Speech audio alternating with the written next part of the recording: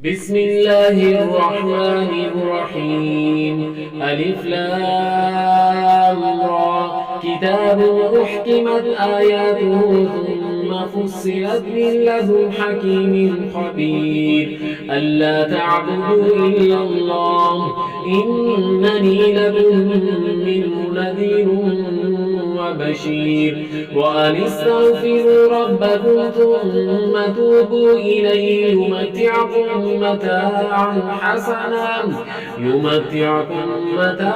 حسنا إلى أجل مسمى ويؤت كل ذي فضل فضله. وإن تولوا فإني أخاف عليكم عذاب يوم كبير.